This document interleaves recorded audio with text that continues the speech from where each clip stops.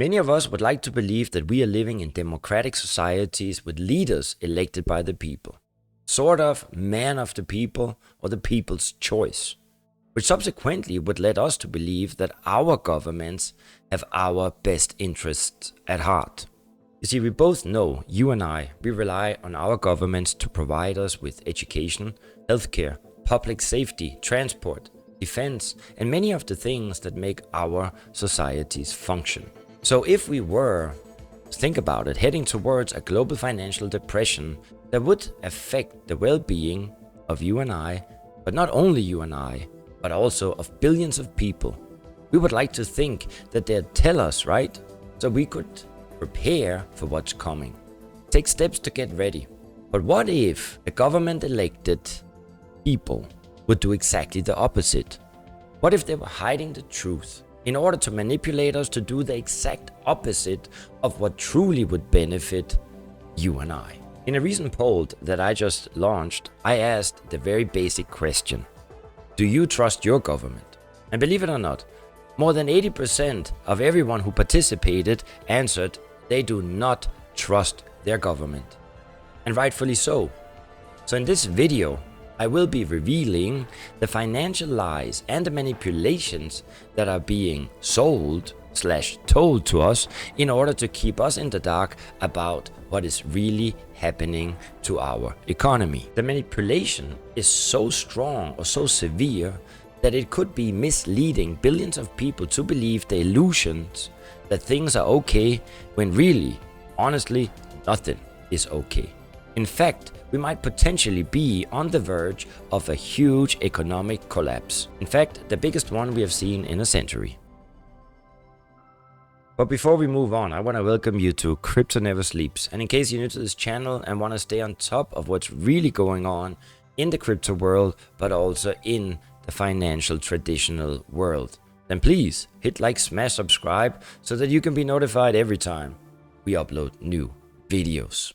Now, first things first, and we always need to go a bit back in history. And let's go back to the 1970s. Because during the 70s, most of the Western world was hit by serious inflation. And this was a result of an energy crisis and the US dollar no longer being linked to the value of gold, and obviously also many other factors. However, the end result was massive inflation, and the cost of goods and services going up for just about everything and everybody. Alone in the United States, inflation hit its peak in 1974 when it rose above 11%. And at the end of the decade, it became even worse when it hit closer to 14%. Now, before we move on, I just want to point out one thing. It's very rare that I agree with mainstream media. But recently, on Fox News, Tucker Carlson, he has been really hitting the point. And when he was talking about inflation, I could only agree with him. You see, inflation is the cause, or it has been at least in the past, the real reason for a revolution from within. Now, I want you to remember the numbers that I just mentioned previously. Remember, we were hitting above 11% in 1974, but actually almost close to 14%. The reason being is that this inflation caused massive levels of unemployment, a spike in bankruptcies and housing to become significantly more unaffordable for the majority of society. And that is what leads us to the current situation. The current economic situation today is, and if I have to state it bluntly, I do not believe that many of the American startups are going to make it past the next recession. And the next big recession will hit us soon. In fact, we could actually be right in the midst of it. You see, people, they think that even though inflation is high, they say, or they are being informed by the people's choice of elected leaders, that it's nowhere near the 1970s level and that we shouldn't be too worried at all. Well, this is where one of the biggest lies in our, let's say, lifetime comes in. Let's call it the inflation lie. You see, the inflation lie is that just last year it was announced that inflation had hit around 6%, at least in the United States. However, with the majority of the West and also the European Union very much not far behind. So around 6%, that doesn't sound like a very big number, does it now? However, it is the highest level of inflation that we have seen in 31 years. But now listen to this. Inflation isn't actually around 6%. It is much higher than that. It is actually much higher than what it was in the 1970s. And this very fact has been hidden away from us by the people that are meant to look out for us. Remember, the choice of the people. People's man, Sleepy Uncle Joe. So the question is, how am I able to stand here on my little YouTube channel and claiming that inflation is not what we are being informed by mainstream media?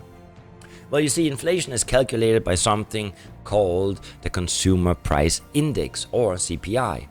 And the CPI basically takes the cost of things around you, everyday things, and estimates the cost of living each year based on how much more expensive things around you are becoming. So they are able to calculate inflation. So if the cost of living becomes 2%, let's say, cost of living becomes 2% more expensive, inflation is said to be at 2%. Now that sounds very simple, right? But what if the government were to manipulate the figures when it comes to inflation? You see, it seems that this possibility has been and is happening since many years. You see, previously the inflation was calculated by comparing the cost of a constant basket of supermarket goods over time. But that is not what we are or how we are calculating inflation at the moment. Today, the government, the US government and the European Union, they're actually able to manipulate that specific basket in order to determine what inflation stats should be presented. And let me give you an example. Now let's say the price of steak, we all like steak, right? Increases by 10% in just 1 year. Now instead of daily judging that steak has gotten more expensive and taking this into account with inflation and calculations, they're gonna do something entirely different that has never been done in history before. Actually, what they're going to do, they're going to substitute, can't say that word, steak for something much cheaper. And you know what that is? Hamburger meat. So what they can do is that they can take the hamburger meat, which they say is basically the same thing. But let's be honest, it's not, right? Steak is a steak, it's a sirloin, it's a tenderloin, right? And hamburger is something we mashed together. But what they are doing there is that they can do this with all sorts of items in order to keep inflation numbers low. Let's take another example than hamburger meat. Let's talk about real estate, because that's probably something that we all should understand, right? Because it is truly insane how far this manipulation can go. You see, real estate has, as you probably know, gone up drastically in the last couple of years. So you would imagine that the inflation rate around housing is based on real data and the actual increase of house and rent prices, right? That's how it should be. Well, that's not what they're doing. So instead of adding the increase of house prices, the government, and let me say that a third time, the government uses something called ONA equivalent rent. And this is just a fancy way of saying that they just ask a few homeowners, maybe even BlackRock, who anyway is the largest landowner in the United States. So they ask them what they think they could rent their property out for and use that number instead of the real facts.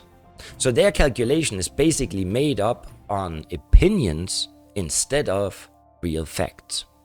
So while we are seeing the housing market in America going up around 15 to 16% more over the last few years, the government are claiming that that's not true. They're saying, in fact, it only went up by 3.9%. But the question should be, well, didn't they always just use opinions? No, they didn't. And they didn't always use hamburger meat instead of steak. You see, things have changed over time. So what would actually happen if we ignore this manipulation and would actually go back to basics, go back to the facts or the way that they used to calculate CPI or inflation numbers? Now, before I move on, I would like to introduce the website of ShadowStats.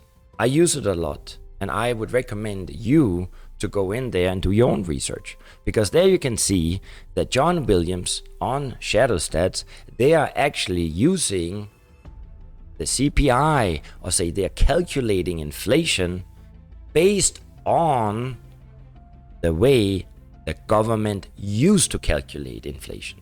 That is why I like it, because it gives me, and hopefully you too, a clear indication of what the level of current inflation is. So what would happen if the government would measure inflation the way like John Williams did? Because that is in fact the way the government used to do. You see, many prominent figures online, they have been heavily suggesting that governments, US and the European Union, they should be consistent in the way that they measure inflation. And if they were to do so, if they would measure it consistently, inflation right now would actually be closer to 15% as we see on ShadowStats. So what this means is that we could be potentially, and that's what I think, on the verge of one of the biggest financial collapses of our generation. A financial depression, or call it a collapse, so devastating that it could end up in food shortages, skyrocketing debt, and so many other ugly things that you and we cannot even begin to imagine. But you see, not everyone is agreeing with you and I that things are actually getting worse or they are that bad. You see, a lot of mainstream media, I'm not going to mention any names, they would like you to believe that things are going to be different. That there's no way that we are going to see anything as we saw back in the 1970s. Now, personally, I do not trust my government, and I also do not trust the mainstream media. Now, who you are going to trust is up to you. But what I do is I go out and I try to follow what it used to be. How did they used to calculate this basket? And then I do my own little calculation.